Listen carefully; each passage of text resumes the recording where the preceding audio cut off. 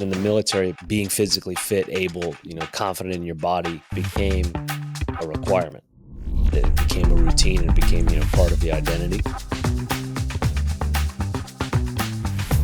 I went from being a vegan to trying on a strict carnivore diet. Oh, this is a new frontier. I've never just eaten only meat, seafood, and eggs and stuff. But I was like, fuck it. Like, why not? Let's try it. As a vegetarian or a vegan, I had all my supplements. I had all these stacks, where everybody has their stack that they're proud of. I just ate steak and eggs or ground beef, bacon and eggs for a week. And I was like, man, no vitamins, no supplements.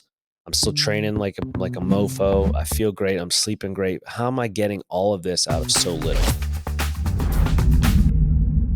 Hey everyone, I've got something exciting to share. I'm heading to Meatstock 2025 and I'd love for you to join me. This is going to be an intimate carnivore convention set right up in the beautiful Smoky Mountains of Tennessee. You'll get to hang out with me and learn from some of the best voices in the carnivore world. And guess what? Jake Thomas, who I'm hosting on my channel today, will also be joining us. Get your tickets now before they sell out. And don't forget to use code TheCarnitarian for $25 off. I'll see you on the Smokies. All right, everybody. Today we have with us Jake Thomas, who is a former Marine, professional bodybuilder, and fitness and mindset coach. He's also a triathlete and an absolute badass and somebody I'd absolutely want in my squad if and when the shit hits the fan. Jake, welcome to the channel. Thanks for having me, Linda. Good to see you again. I'm glad to be here. It's great to see you again. Jake, tell everybody, for people who don't know you, you are on Instagram at LifeLikeJake. For people who don't know you, can you tell us, how did you get started in fitness and nutrition? You're a former Marine, professional bodybuilder. Has this always sort of been a priority for you, fitness and nutrition? Great question. Fitness, yes, not so much nutrition. Fitness kind of came through, sports, played all the ball sports growing up, but mainly soccer and track as I started to really kind of get into those more deeply. But then in the military, it became a requirement.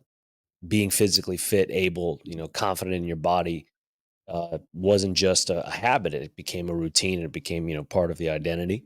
And obviously, even to where you get promoted based on how much more physically fit or in what type of more quality level of fitness you were able to maintain. So like that would really is when it started for me as far as in seeing like, okay, I can earn more money doing this. I can take care of myself better doing this. I can take care of the people around me better by doing this. So I better make it a priority. And that's when it really kicked off for me. Nutrition wasn't that much of a focus at the time. I mean, I was using very macro sense, old school bro bodybuilding kind of, hey, just make sure I'm getting, 0.75 to 1.2 grams of protein per pound of body weight based on what my needs and goals were at the time to either grow muscle or maintain and preserve the current amount of lean muscle that I had. But then it was, it was the late 90s and early 2000s, and it was still that old ideology of clang and bang bodybuilding and heavy weightlifting and resistance training. CrossFit was just on the cusp of coming out, and it really didn't start until I just got out of the Marine Corps. So everything then was really just old school, conventional strength training and lifting, and me just basically taking the protein role as a bro and making sure I was getting enough protein in. I didn't really think about anything else per se, about fat or other macros, what my carb intake was like. Certainly didn't really know anything about micronutrients at the time or minerals or enzymes or anything like that. Maybe one or two things here and there. Lots of supplements, lots of pre-workout, lots of things that were not, tested or regulated, and just kind of taking things, whatever I could off the shelf, going back to the days of hydroxycut and Ripped Fuel. Ripped Fuel was a good one, but Terrible. all those cutting edge, black and red and funky colored and very brightly labeled bottles. Did a lot of that, a lot of Red Bull. So nutrition was definitely not on the forefront at the time. Yeah, but fitness, and as far as in staying in shape and trying to be strong and agile and mobile and diverse as an athlete, that was kind of always a big thing for me, was being able to be diverse. I didn't want to be just a lifter or a bodybuilder per se. I always wanted to be able to still move well, still have good cardio, good conditioning, still be able to swim. and just be able to be, like I said, have a multiple kind of set of skills that wasn't able to just kind of be defined by one event or venture. So that was kind of what I did in fitness, and then add on years and decades into that of experience and growth, and got into competitive bodybuilding by way of a friend asking me one day, like, "Hey, you're looking pretty good and in shape. Like, you should try to you know compete for a physique or something like that." And I was like, sure, sounds like fun. Why not?"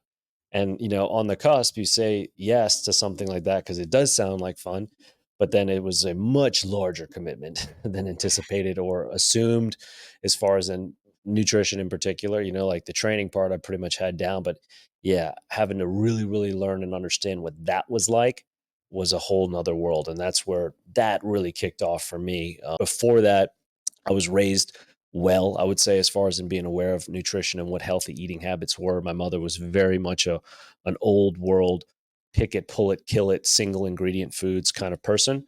But I found my way to not eating like that when I was separated from my mother as a child, and like found the treachery of processed foods and whatnot. I grew up in New Orleans, so I was around a lot of things that were fried and smothered and covered, and including with alcohol. So decadent and pleasurable eating was definitely part of my life throughout most of it. But even still, in conjunction with training, I was able to offset it because of how I was working out, the way I was burning, through the food I was consuming. But then, as like I said, got to that cusp of bodybuilding, and even a little bit before, age was starting to talk to me a little bit and say, like, "Hey, man, you can't, eat peanut butter and jelly sandwiches with Slim Jims in the middle of them, topped with Cheetos, like all day long, like you did when you were 15." And, people were like, "What is wrong with you, man?" So I started to become aware of things at the time. And then honestly, Linda, it was through girlfriends, various Really? girls that I dated in my life. Yes, that kind of really started to wake me up in the sense of dietary consciousness. Whether it was right or wrong, I'm not going to say that it was right or wrong, but it just made me more aware of things. First one that did so was a pescatarian herself, and she really kind of broke the mold on me of just being more like aware of labels and kind of certain ingredients, and looking out for things that I couldn't really pronounce well, and why would I be ingesting those, and certain other types of oils, and just non-animal foods or things that were not made from the ground or did not come from the ground but were had to be created, and da da da da. And then another person talking to me about maybe abstaining from this and that. And so I just kind of started to build this sense of awareness based on what I was exposed to and what I was around with. And for me, I don't still to this day have an allergy or religious obligation forbidding me from eating a certain thing or not.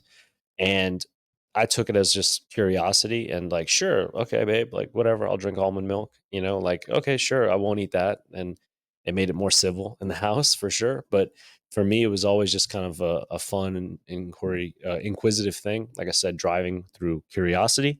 And then when I got into competitive bodybuilding, for sure, that's when it just went and went to the stratosphere. Wow. I mean, that it's funny because, you think that when you're bodybuilding, it's sort of like it comes at the start where you're like, I've got to dial in my nutrition, dial in my training. But you were like just still plowing through junk food and being able to make it still work without really understanding the nutrition part of it, and then switching and realize and sort of catching up with the nutrition part. But then when you were catching up with the nutrition part, say, were you learning things that you now know are not true? I mean, there are a lot of bodybuilders out there that sort of press heavy on carbohydrate to build gains. Is that what you were doing at the time? Is that and that's not what you're doing now? Great questions and a lot of truth. Yes, yes, no, no, to your questions, basically. So, yeah, a lot of truth in that, in the sense that I didn't have any idea about macronutrient balances. Again, my main focus at the time was my protein intake. That I knew. I knew how to do that. I knew how to build muscle. I knew how to preserve muscle, and I'd proven that over time. But as far as in really getting to that ultra ripped, peeled to the bone look, I was always lean and I was always in pretty good shape and able to show what my body looked like pretty well. But like stage is a very different thing. But I also had a really good drug habit for a long time that kept me lean because it kept my appetite low. So that was also a Okay. lot of help. Okay. And when I got off of that, I started to realize like, oh wow, food really affects me a lot differently now because I'm not wired all the time and eating so little. Like why was I able to just plow Ah, through these pizzas and all this other food?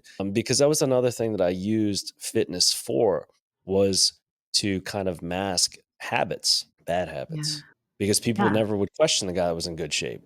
At least I thought, like, hey, you wanna not get messed with about your health, or like, hey man, you need to clean up your act kind of thing. Be in good shape, have good, good looking skin, look like you've been outside. Like people aren't going to assume to ask you for problems or like if everything's okay. Like the first thing people are going to do when somebody doesn't look good is like, hey man, he's pretty depressed. He's kind of always moping around. He's really pale. Like, Right. dude, what's going on? Like very easy, clear signs. I learned that real fast when I was using, and when I really started to kind of fall into it pretty heavily. That don't let go of your fitness. Number one, because I loved it and it's a passion and it's part of who I am for sure. But like once I kind of made the connection of like, oh, definitely don't let go of this now because we need to protect our habit, and staying, in the sun as much as I could, looking healthy, making sure my skin and my hair looked good, like just presentation, basically personal presentation to kind of protect my habit.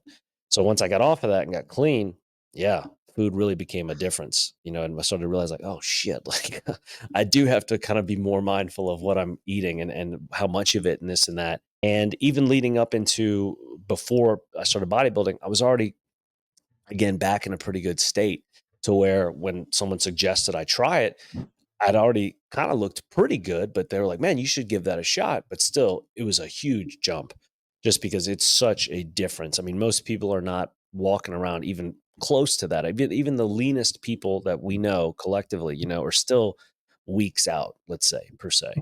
Not very, very, very few, less than 1% of people are like, a week out from being like stage ready all the time. That's just not, it's not realistic. It's not fun to live like that for the most part, unless you've got a long, long, long time of a lot of consistency. It's doable. It's definitely possible. But like I said, less than 1% of people. So even with my knowledge and experience and what I had been doing in the right way with my nutrition, it was still a big jump to get into that. And then learning about different variations of like, okay, so I could do this as essentially an if it fits your macros style, meaning like, all right, here are the macronutrients. Eat pretty much whatever you want as long as you're eating within those confines, which is true. That's what many, many, many people do. Meaning like, okay, I've got 500 grams of carbs to eat for the day, 180 grams of protein to eat for the day, and 60 grams of fat. Cool. Assemble this however I like. Eat it however I want, which means, all right, 500 grams of carbs, that's a lot. Great. So I can eat a bag of Sour Patch Kids candy if I want. 60 grams of fat. That's not too much, but like I can still go to the movies, just not get a lot of popcorn. I'll still get plenty of carbs. And then I can just drink a shit ton of egg whites to get all the protein in that aren't going to have the carbs, that aren't going to have the fat, but it'll be pure amounts of protein. So I can really do that. That's a fun way to eat it, right? Mm. Yes, Sounds but so it comes psychotic. yeah, but it comes with a cost, exactly. And there were definitely a lot of days that I did that for the beginning period because I was like, "Oh my god, I just have to eat within the numbers." Great, and that's why a lot of people like if it fits your macros.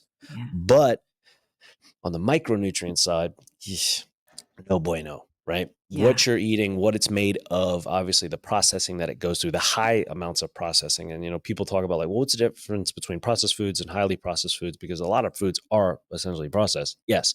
I define highly processed as something being that you could not essentially put together in your own kitchen, right? Yeah. Unless you've got some type of chemistry set, you know, high pressure temperature setting things that are able to like manipulate square, cubic volumes of things to create and titrate and whatnot. That's highly processed. And that was a lot of what I was eating, but it was within the macros. Then I started to get a little bit more particular with my foods. And I was like, all right, well, let me try this with like a more whole foods approach within the macros. And I found improvements in my skin, how I was sleeping, how I felt, just the overall sense of energy, didn't have as much nearly peaks and valleys and ups and downs with crashes and whatnot. Um, just felt better overall. Cool. So then it became a juggle of like, wow, well, I kind of like those other things, but I want to feel better. Da da da da. Now I can't, put the genie back in the bottle because I found out these things, these happen this way.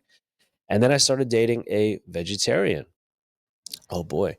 And now I'm like, well, what about doing this as a plant-based bodybuilder? Is that even a thing? At the time, it really wasn't. There were not a lot, very few. And then she and I delved into veganism together. And then now we're talking about like there was Wow. nobody doing this. And people were like, you're not going to be able to do it. The macros don't exist in the natural world for you to be able to source what you're looking for in the form of those nutrients, which is true. And this is the big kind of divide between whether it's veganism and vegetarianism versus um, a conventional dietary practice of a balanced diet, or something ketogenic or carnivore, to where with a balance, even standard American diet, you can get those macros through whole foods in their naturally occurring balances. Meaning, if I get a piece of steak that's got 50 grams of protein and 50 grams of fat, it's got it as is. Or if I get, equitable size of chicken, breast or thigh, whatever, that's got 50 grams of protein and hardly any fat in it, it is as it is naturally Mhm. like that. Whereas to do that as a vegetarian or a vegan, it's much more difficult because you have to have processed things, essentially Right. supplements, right? Like protein powders, whether they're pea, rice, certain types of grain, or otherwise, you have to create these things. And then to find them in the right balances, it does not occur naturally. They have to come through supplementation, which was fine for me at the time, again, because I was macro focused. I wasn't thinking about micros or mold toxicity, heavy metal exposure, or anything that goes into processing or creating a vegan protein powder or a plant-based protein powder for that matter, because all I was focused on was the macros. But still, people were like, you can't do it. It won't be possible. You won't be able to compete and you won't be able to get size, whatever. I was like, okay, fine. Sure. I did it on the bro style. I did it on the standard American style. I did it as a plant based athlete, and I did it as a vegan just because Wow. people said you couldn't do it. And I was like, that's cool.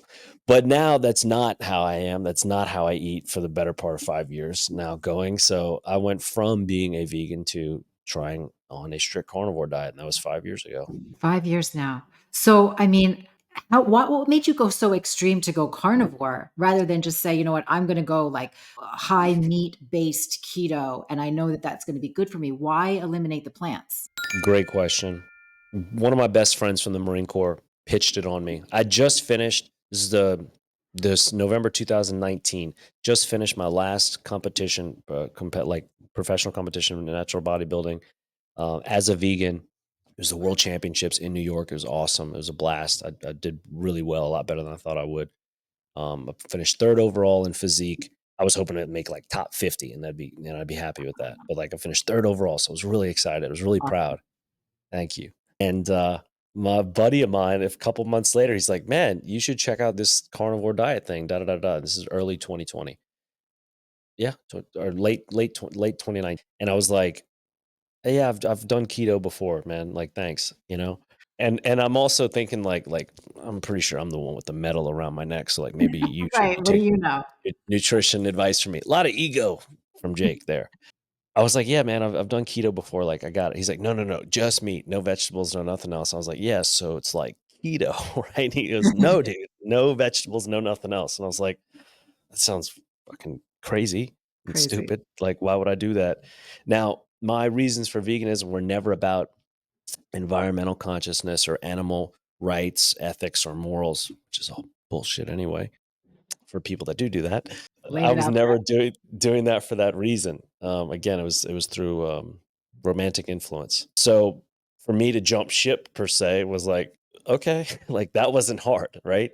But it was really just because a good friend of mine, very trusted source, love him to death and would die for him, and listen to a lot of things. He was just like, man, just try it. Again, at the time, not a specimen of health himself, overweight, out of shape, depressed, drinking habit, drug habit, like definitely not the person. But still, he was like really sincere. He's like, just look into it. And I was like, all right. He's like, read this, watch this, listen to this. Okay. Okay, sure. And I did, and I did, and I did. And the more I did, I was like, okay, okay, okay, okay. And I was like, whatever. F it. Let's try it. 30 days. And I did. So as far as in like why the extreme, well, I'd done all these other things. I tried vegetarian, I tried pescatarian, I tried vegan. And by tried, I don't mean for like 2 weeks or like a few months, like vegetarian for over a year, vegan for 15 months, plant-based, transitioning from vegetarian into vegan, pescatarian somewhere in there, standard American diet. I did that plenty of times. Keto did for over a year. Paleo did for over a year. So like I had I don't know, all these other ones already kind of under my belt. And I was like, oh, this is a new frontier. I've never just eaten only meat and seafood and eggs and stuff. Like, Yeah, see what sure, happens, right? let's try it. Right. I shouldn't die in 30 days. I mean, it's not like I'm predispositioned for all kind of crazy heart problems because my father had quadruple bypass at 37 years old. What could go wrong? Could go So wrong. I had plenty of like, you know, don't do that based on Yeah, my medical history and my genetic predisposition. But I was like, fuck it. Like, why not? Let's try it. It was 2020. There was a lot of boring downtime and, I had nothing else to do. good So time for an experiment, sure. it was a great time. It was a perfect time. A lot of control. I'm a scientist by trade and a big advocate of the scientific method, a very loyal practitioner of the scientific method. And it's like perfect, natural state. And the most important element of that is the control in an experiment. Having this sense of control. Like if we were to walk across the country right now and I wear rollerblades or, clogs and you wear great walking shoes and we try to measure our outputs, distance and speed and whatnot, like that's not really going to be a good measure of control. We need to have the same shoes, walk at the same pace, and then measure our biometrics. So for me, having this control during 2020, yeah, it was great. Can't go anywhere, can't do anything. Perfect. Perfect time to check this out. So 30 days, here we go.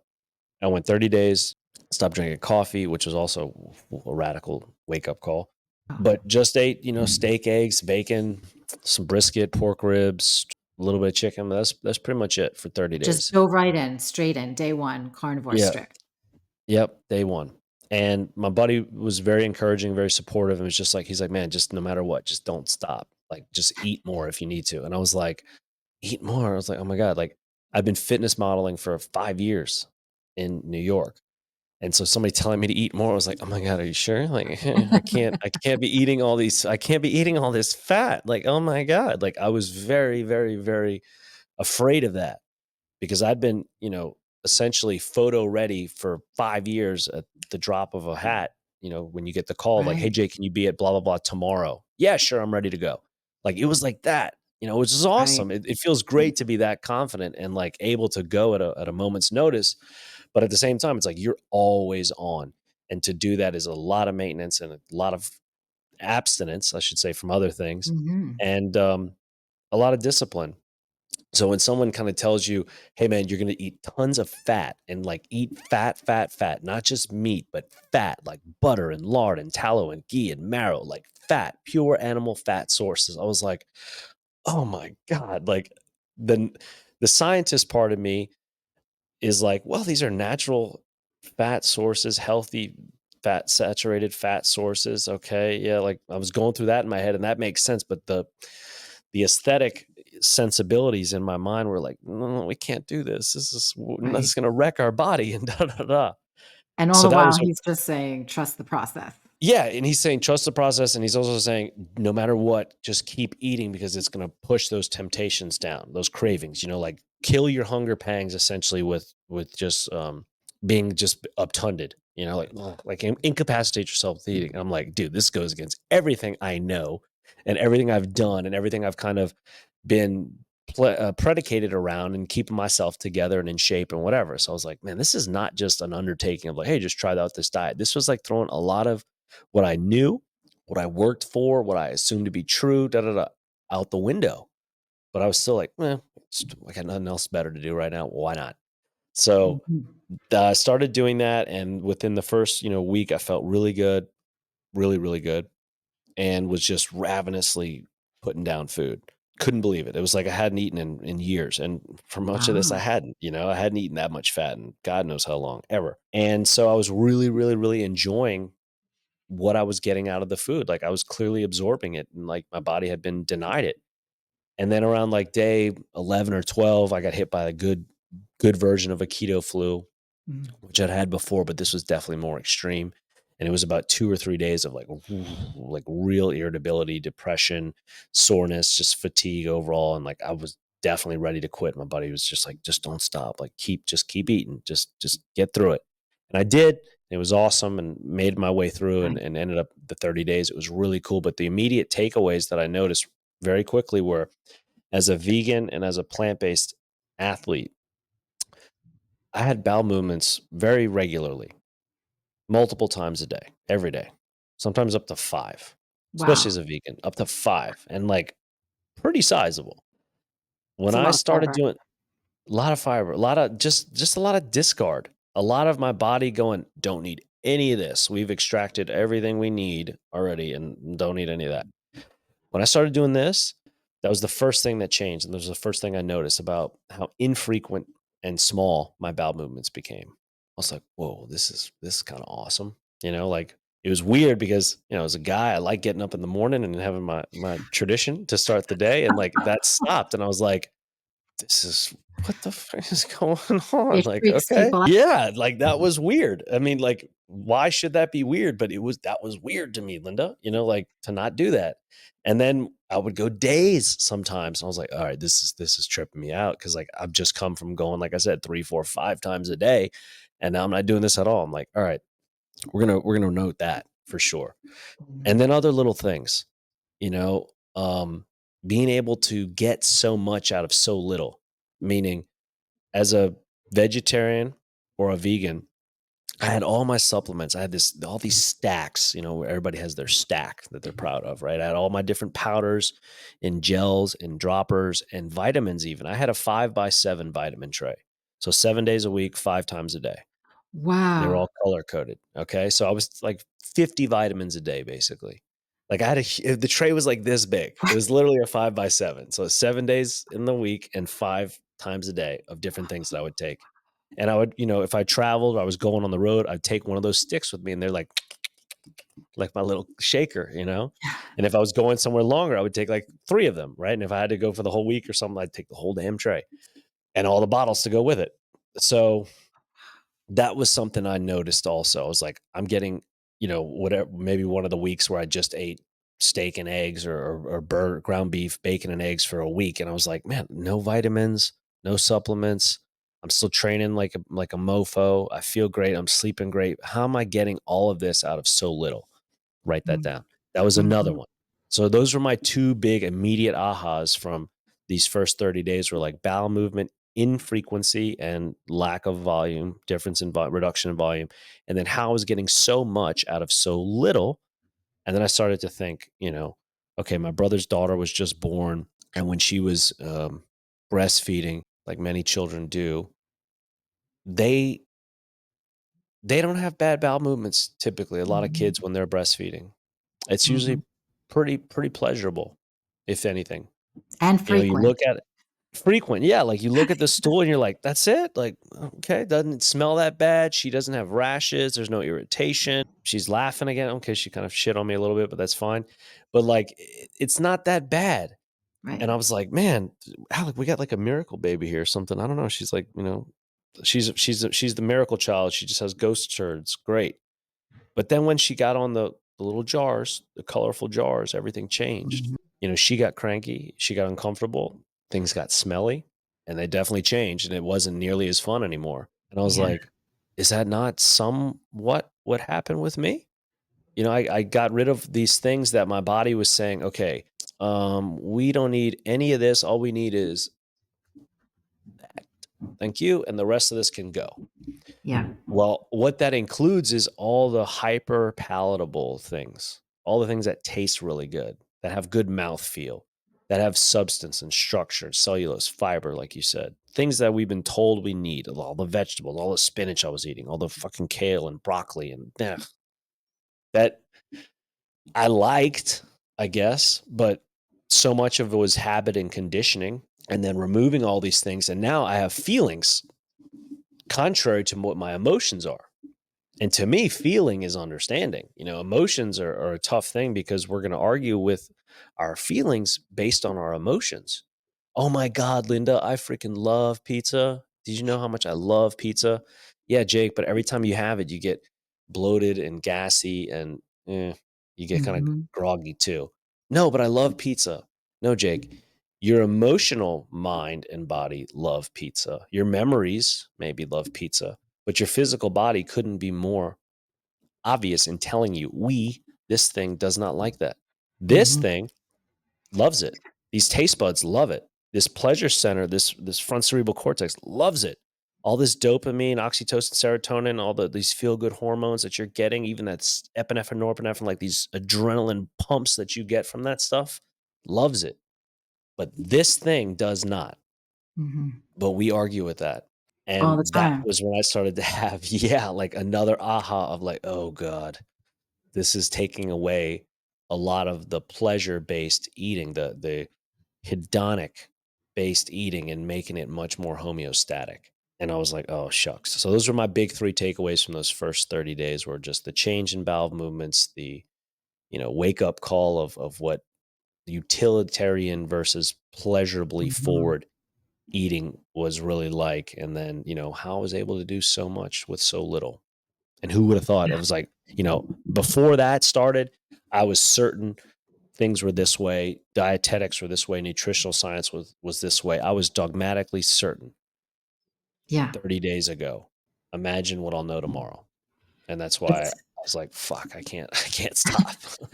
it's incredible. It's incredible how wrong the typical advice is, and how people are, like you say, conditioned to believe that we should eat the rainbow, we should have the fiber, all the fruits and all the vegetables, and that everything in moderation is the best way to eat. And I feel sometimes that that would be fine if the everything was actual food. But like you say, these Mm, processed foods are not at all what we need, not at all what our bodies agree with. And they'll let us know when we start ignoring those symptoms. We start living with those symptoms, we get used to them, and we think this is just how life is going to be. I think it's pretty incredible how you've always prioritized your fitness, because it is so easy for people to sort of just fall into the comfort of, like you said, that hedonism, where you're like, well, life is for pleasure. Life is for, you know, enjoying the things around us. And I enjoy this food. And how could I live without the pizza? But then to say, I'm going to be my best self if I just get rid of those things. I mean, your podcast is called Sick, Scared, and Stupid. And I'm yep, going to yep. agree with you that as a whole, our country has become quite sick, scared, and stupid. And I feel as though there's a lot of information out there that people are looking for to help them with their health, help them with their mental health. They're being given the wrong information. I mean, do you feel like it's the nutrition that has gotten our country in that state of being so sick? Is it the bad advice that we've been given all along? Yes, yes, somewhat, somewhat. You know, do I believe that somewhere down the line there was malicious intent to try to corrupt and manipulate an entire populace of people for a greater MO? I don't think so.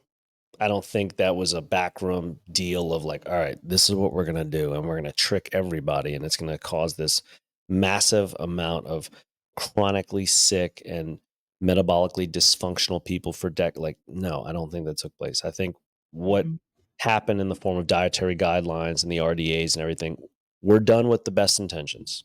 That's a really fragile thing to mhm, say, but done with the best intentions. I think most of the dietary guidelines we are subjected to and the RDAs that are out there are done with the best intentions. Like raw milk, for example.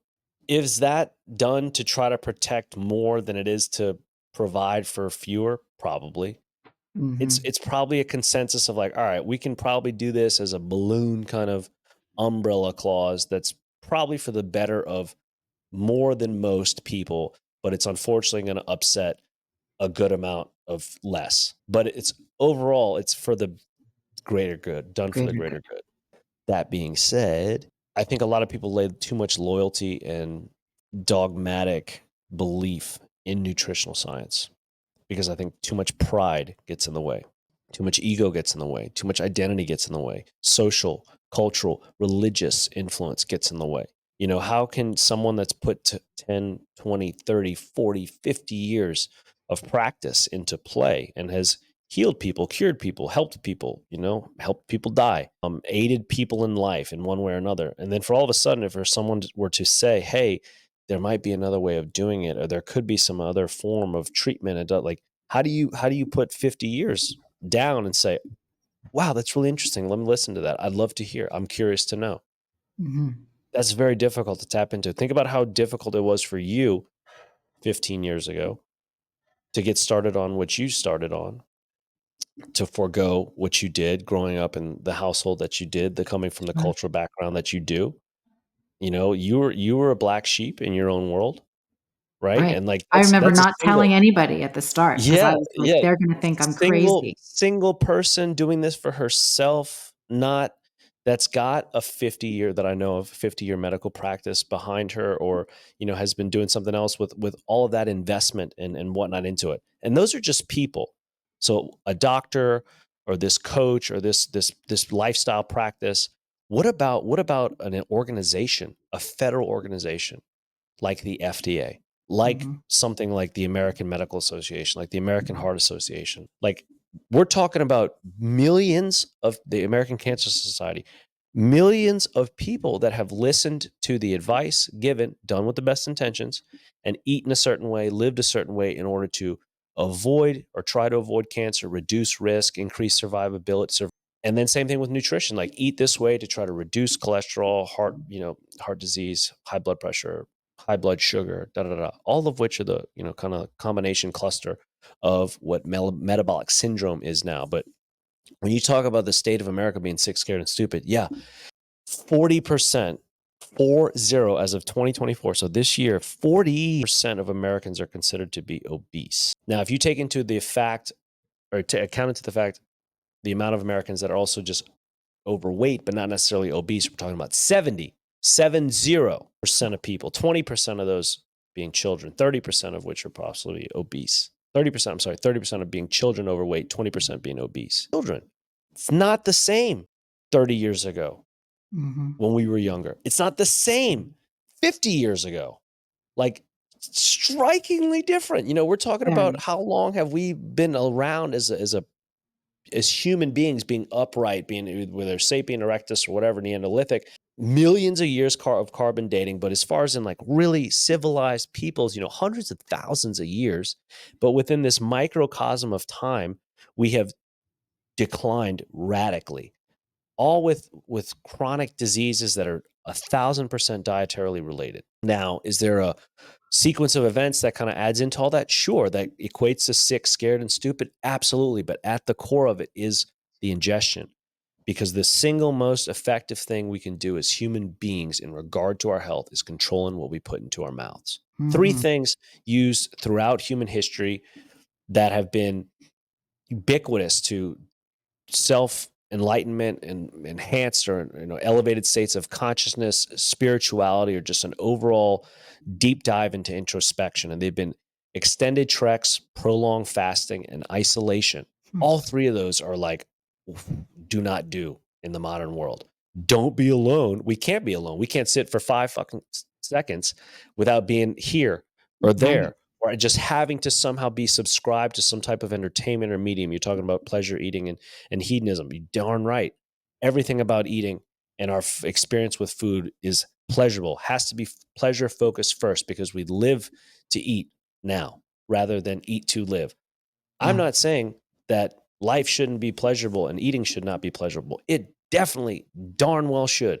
Life should definitely be pleasurable. It is an experience, it is the ultimate experience, and it should be filled and rich with pleasure. Same for food, same for eating. But it is perverted now. Life and eating. The sense of pleasure, or the pleasure that we derive from it, is thwarted. It is changed. It is unnatural. It has been fabricated, adulterated, diluted, convoluted to be created and augmented. All those chemicals, all those things, the processing of those foods are creations made to manipulate those hormones that I talked about beforehand: Hmm. oxytocin, dopamine, serotonin, things that make us feel good naturally, the things that make us want to love, the things that make us want to Hmm. do, procreate, like foster and flourish, like are being used against us to induce our attraction to things, to our cravings, and to create a sense of fear without them. Because when we don't have them, oh, now we have this come down and these withdrawals, so we get sick. We're afraid if we don't get more of it, so we get scared. And guess what? Our freaking intelligence is whittling down because we're not feeding our bodies. Like so much of our problems with obesity, malnourishment, any type of food related disease, or let's say issue like an eating disorder, so much of those are not about overeating or undereating. They're about malnourishment, obesity. Mhm. Even people think, well, it's people are just eating too much. It's like that might be part of it, but guess what? You don't necessarily get obese from eating too much. You can get obese from eating too much of the wrong things. Right. It's not about over consumption. It's about undernourishment. And that's on many levels.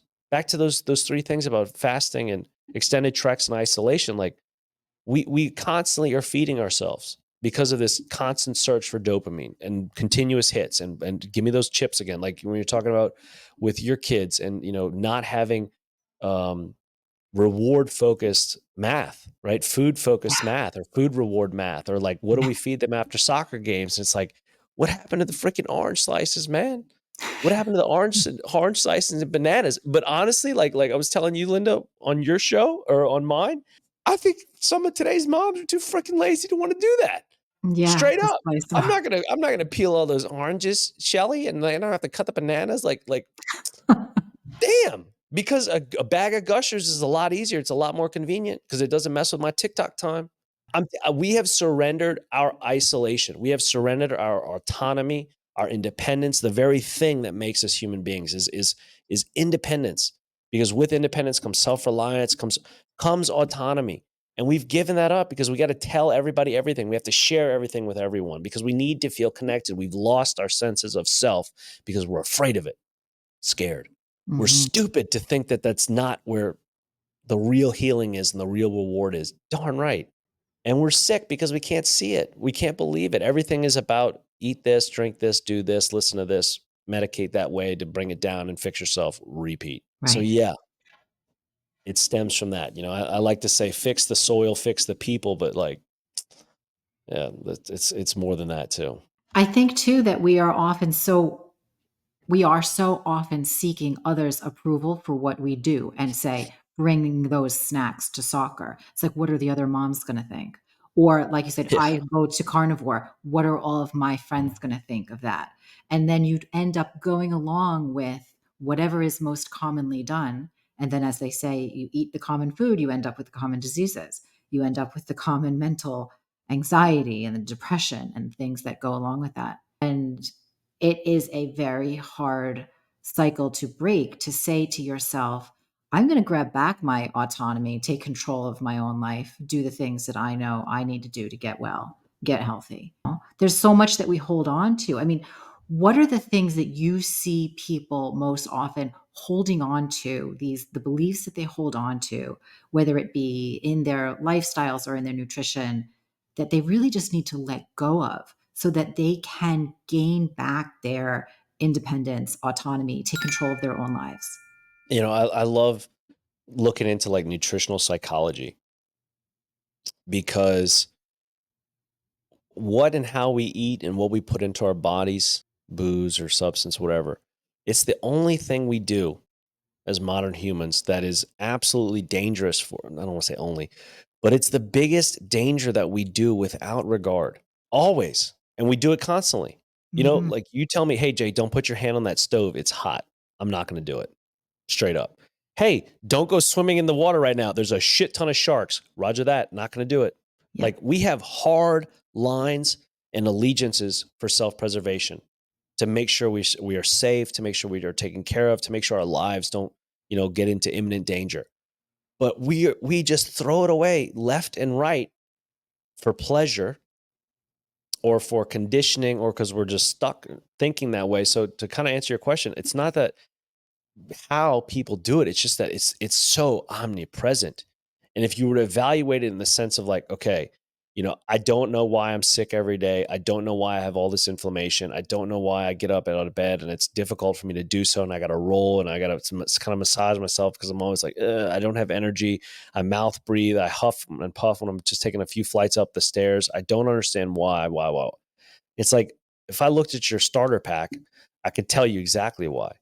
And so could you. So could that person. Like that's the Mhm. thing. I think that we're blinded by our own naivete because it's conscious and selective. Like that old it's either Aristotle or Hippocrates maybe about, before you ask somebody who's willing to heal themselves, ask them if they're ready to give up that which makes them sick. I think it's Mm. Hippocrates. And that's the truth of it. Like how many people I've spoken to and worked with and friends, family, clients, especially, and they're thinking like, okay, I'm ready to do this, but like, just don't tell me you're going to take my wine away from me. And like, Mm. that's funny, like to hear that, but I'm just like, think about what you're saying. Just think about it for a second. I know that sounds fun and there's an identity to that. And like, I love my wine and blah, blah, blah. Like, fine. Okay. But just think about what you're saying, or like, no, don't tell me not to drink coffee because I can't do blank without coffee. Think about what you're saying. Really, really, really audit your own words. I can't function without my coffee. I can't start my day until I have my coffee. I can't go to bed without my edibles. I can't, watch whatever show without whatever drink. I can't eat whatever food without whatever drink. I can't go where all that can't. Why? It's not can't. It's won't. I am Mhm. choosing not to. I don't want to. Ooh, good one there. Just Mhm. I would say to anybody, look at yourself, and when you say the word can't in your life, check it and Be just be like, honest. yeah, is it really about I can't do this? Like, because guess what? Somebody put a gun to your head and said, go to work without your coffee, you'd go to work.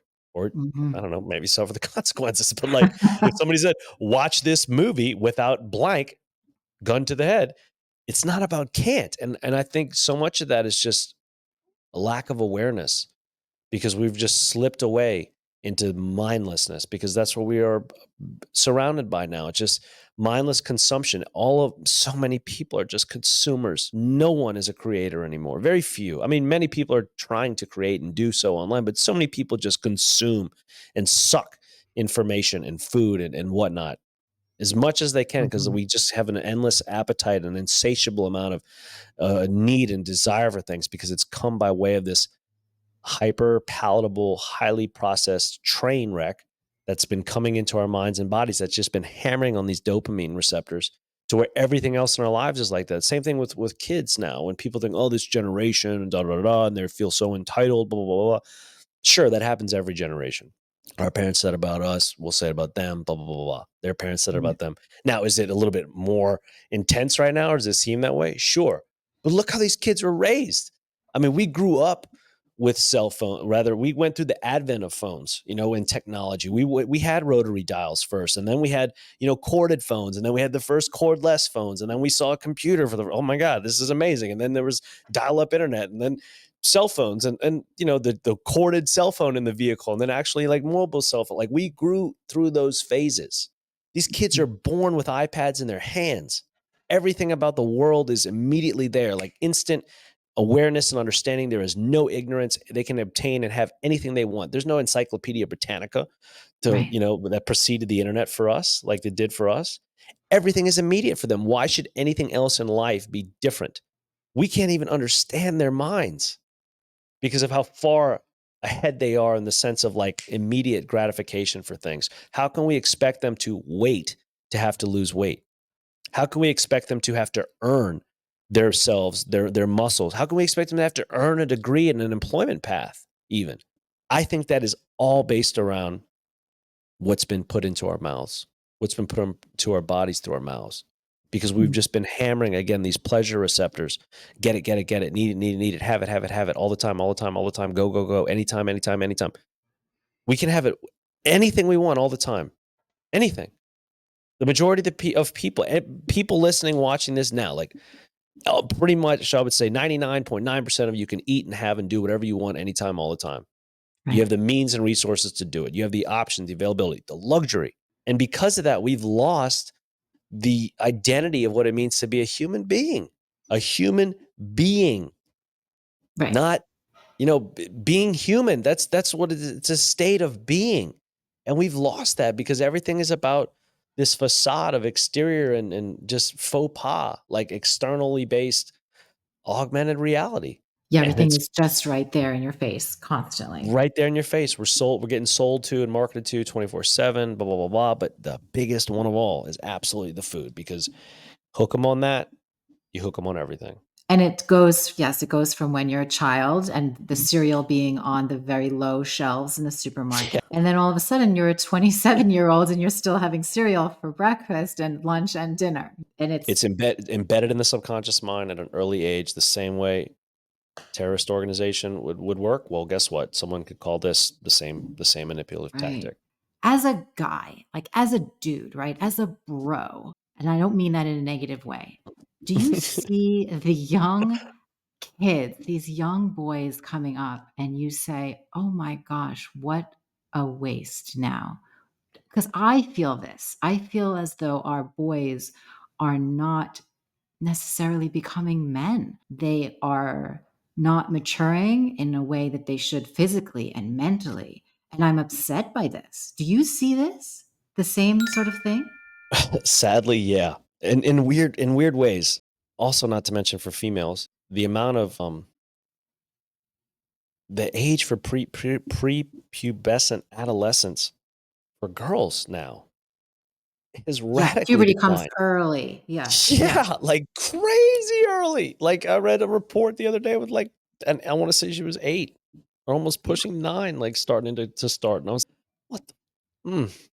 I remember growing up in high school, the seniors when I was a freshman. Like I was like, God, these guys are like grown men. Like who Right. the fuck? I was like, these guys look like they're 35 to me. Right. Like they looked so, and not unhealthy, but I was like, God, these are men. Like literally. I mean, I was like, wow, these guys, like, am I I gonna look remember like that? thinking the same thing. It was like high Yeah. school seniors were grown men that needed to shave. They had Yeah. beards and muscles, Yeah. and it's And not going like out for that like anymore. going out for sports teams, and like as a freshman, I was like, oh my God, this is crazy. Like, how am I supposed to compete with that? Now I was in Southern California last month out at the beach, and there's a bunch of people out there, young people, 100 people, a lot of attractive ladies. It's good to see. I was happy with that. But the guys that were out there, and people are gonna be like, "Oh, dude, you weren't at the right beach." Da da da da. Hey, man, I saw plenty of good-looking surfers in the water, but Mm. the boys that were on the beach around me, like the 50 guys, I mean, there couldn't have been one athletic bone in any of their bodies. That doesn't have Ah, to define anything about a person. But I was like, dude, these girls are gonna fucking ditch you guys real soon because y'all are not pulling your weight. And I'm surprised they're even here with you at all because you are really bringing down the stock of the pond. Like, I couldn't believe it. I was like, this is freaking Southern. This is La Jolla, La wow. Jolla, Southern Yeah. California, like primo. I was dumbfounded because in the past, when I would travel to California as a kid or as a young adult, still a kid, whatever, going there and being like, man, these dudes are showing out everywhere. Like these are good looking people. Everybody looks young and vibrant. Everybody's tan. They're eating beautiful foods. They're all active. This is what I thought California would be. Damn it, I knew it. And then I went back, recently, and I was just like, dude, what the fuck is going on? I was like, all right, maybe it's the wrong beach and the wrong day. Let me try it again. I went to another beach in San Diego. Same thing. Same. It's like, dude, what? I couldn't believe it. I could not believe it. So, yes, there's something going on. It's not something in the water. There's a reason that is it like 65 or 75% of American military age males 18 to 25 are not fit for military service right now. I mean, that's as of like 2022, I believe, or 2021. But 75% because of either being overweight, out of shape, or having some type of mental order or dependence on either prescription drug or drug abuse of some kind. And more than 50% of those have more than two of those combinations together.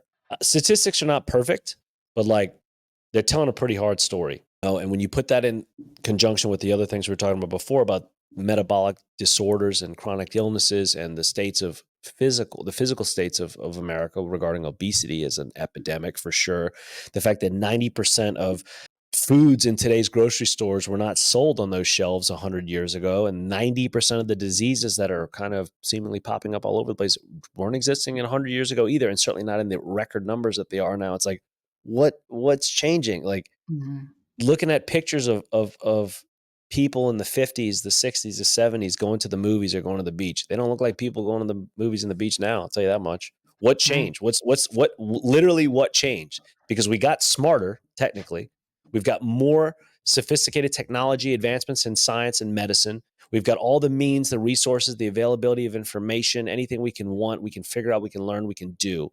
Yet we, as a physical being, have diminished. How is that possible? How have we deteriorated when we've got, oh, the best scientists money can buy? We know more about space. We've gone there 50 times over now. We can create and make things in labs that are food that are better for us than whole foods are. But like, yet those pictures, like I'd love to hear the argument or the other side of that. Like, well, a picture doesn't say everything, Jake. Well, like, go get me a photo from every state in America of a line at the movie theater from Mhm. 1950, from 1975, from 2000, and from 2025, which are about to be. I'd like to see a photo from every state in America of people waiting outside the cinema to go to the cinema. Just random, I want to see 50 to 100 people of all ages do the same thing at a beach.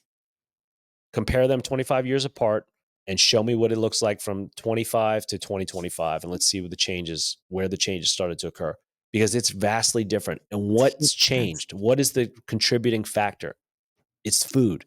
What's the It's food? not, we've been exercising. It's not like Oh, we yeah. weren't exercising in the 20s or the 50s, certainly in the 70s, and then for sure skyrocketed into the millennium. So the exercise is there. We have gotten more sedentary as a people, but what else has changed? What's slowed us down? Like, is it our jobs? Well, we had jobs before, but did we get more rooted to the desk? Possibly. Did we drink more alcohol? Are we drinking more alcohol? Are we using more substances? I mean, we got more aware about smoking and cancer and da da da in the 50s. So Mhm. something had to have gotten something changed. It's the food, The the food. quality of the food, the availability of the food, the highly processing amounts of the food. Like, that's the change. And it's the same thing now with people, in the sense that clients, for example, you are not losing your fight with your health because you don't work out enough. For most people, you go to 10 workout classes a day and you're still out of shape physically. Why? That's not from a lack of exercise. You're not losing the fight because you don't go to enough CrossFits or enough spin classes. It's at home. It's not the 10 hours a week you spend in the gym because you go to 2 classes a day for 5 days a week. It's the 160 outside of that are making it matter. Right. Same It's thing the with, 3 hours a week. Okay, I do my 3 hours a week of strength training, da da da da. But I can't seem to work this off. What's the 164 outside the gym, man, that don't matter, or that do matter? Excuse me, that you can't offset. You're right, but thinking that it's, don't tell me it's my food though, Linda. Like, don't tell me that. It's too close to home. And tell me to work. Tell me to run more. Tell me to stand more. Tell me to do action. We are actionable. We're an actionable society as modern humans. That's why we don't want to isolate. We don't want to fast. We don't want to go on extended treks. Like, hey, you want to get better and get healthier? There you go. Boom, there it is. There's a secret. Have more alone time, move more a la walking, and just implement some typical fasting and famine kind of feasting and famine Yeah. methodology. That doesn't mean you have to starve yourself, but maybe don't eat 10 times a day. Hey, guess what? That's fasting. If you necked it down to 5, that's progress. And then guess what? You can neck it down to 3. That's progress. But that's the challenge. Yeah. It is just so out of reach for most people mentally to think that way, to say that, you are capable of changing your habits, doing better for yourself, not doing what everyone else is doing and then ending up in the same spot that everyone else is in. We are just so metabolically unwell. So now, currently, you are studying for a master's, right? In what program? Yes, in nutritional science. Nutritional science. So your Yeah. plan, if I remember when we spoke, your plan is to then go into academia and start teaching. Like, what are you going to do? Blow up the system? Tell us Yeah, about that. exactly. Exactly.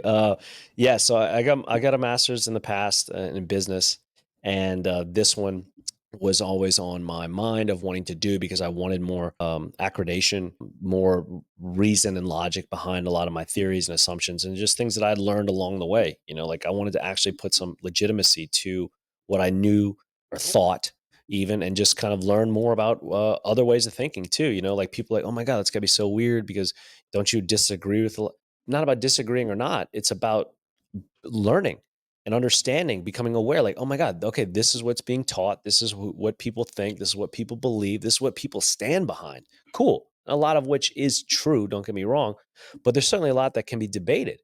And that's what I'm really loving learning right now is like, there are still things being taught that I necessarily wouldn't rather necessarily teach that way. I might change a word or two, or the delivery method.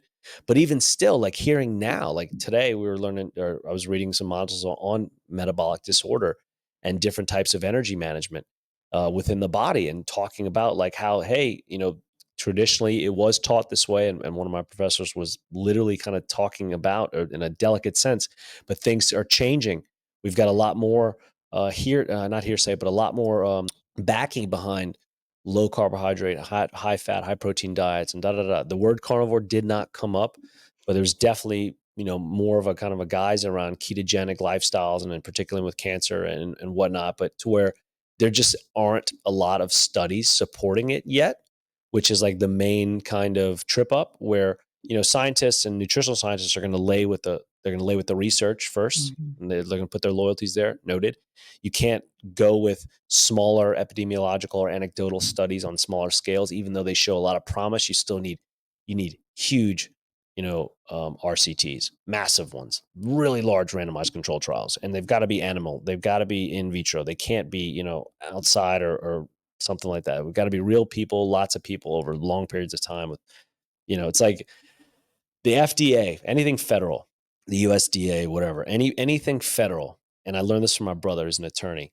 When the federal, and he's an immigration attorney, represents people against the government. When the federal government comes with an indictment, they've got you dead to rights. They've got hours of wiretap. They've got hours of footage. Mm. They have mountains of paperwork proving their case. They will not bring an indictment until the case is just beyond slam dunk ironclad. To where they've got you so bad, it's just nah. It's not. It's Mhm. just come and get it. Same thing here. Those RCTs, those studies, epidemiological or otherwise, are so dense and thick before the government's going to give a thumbs up on it. Even if these low carb, ketogenic, carnivore, high fat, high protein, whatever, as much success as we're seeing, all these tens of thousands of stories, this is amazing. Like, oh my God, like he, she, they, like, wow, great, great, great. It's such a small stack compared to the mountain of the other stuff. Back to that federal thing, like, and that's why I kind of laugh, because like, God, okay, I see where my brother's talking about now. Like when they have their case, it is so ironclad.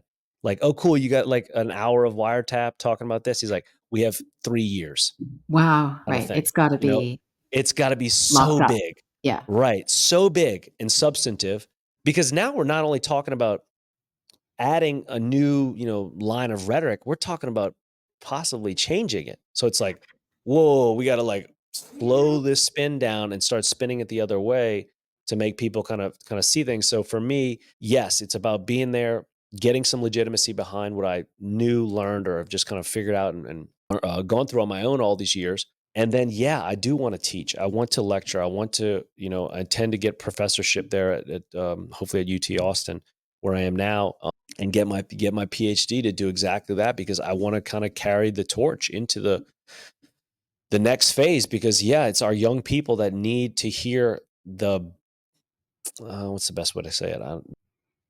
That need to be informed. They need to be better informed, and they need to be made better aware of choices that they have. Being told this is the way, this is the only way, and there are no other ways, I don't think is the right way to say it. I think we need to be presenting more diverse forms of information so that they can kind of decide for themselves based on this, system of choices, as opposed to, what's been said. And clearly what's been said hasn't necessarily equated to a great state of health for us, because that's where we are. I think it's where we are now. So to be able to become, yeah, a pillar in that community, in the academia, and hopefully in some place where I'm able to project listen, learn, and just provide. Yeah, that's me taking up a new fight. I'm the Marine in me wants to find a new battleground, and like I'm pretty sure this is it. That's awesome. I think that's great. I wish you all the best in that. I really appreciate you taking the time to come and hang out with me here. Same, So, Linda. Happy to. can you tell us where can people find you? How can they connect with you? Life like Jake on all social channels. Instagram at Life Like Jake, TikTok, YouTube, lifelikejake.com. Everything is Life Like Jake. Even at UT, Life Like Jake at myutexas.edu. I was so happy to That's get awesome. that. Yeah. It's thorough and consistent branding. Yeah, yeah. Simple 3 common words, in the domain, in the public domain, and it's good SEO, it rhymes, it's easy to remember, it slides off the tongue, so yeah, it's got my name in it. It's great. Jake, thank you so much for taking the time. I so appreciate your perspective. I hope people get so much out of this chat. I really enjoyed it so much. And I'm excited. I'm going to get to see you again. We are going to be together at Meatstock. And that's Yeah, coming up May. What is the date? May 17th through next year. 18th, 2025. That's going to be awesome. I'm excited Yeah. about that. There's going to be so many great people there. I can't wait. Yeah, That'll be I'm our really first looking time forward to meeting. it. I know, up in the Smoky Mountains, right? I'm pretty excited to be there. Scott, Everson and Wired for Healing putting it on with, yeah, a pretty good cast of people talking about all things meat, no doubt, and, hanging out, having a good time in the mountains and getting away from some things. Hopefully, the weather will be on our side, but I'm really looking forward to meeting you, Linda, for sure, and everybody else up there at Meatstock. Yeah, me too. It's going to be beautiful. All right. Well, you enjoy the rest of the day. Thank you so much. I'll try. Likewise. See you next Take time. care. Bye bye.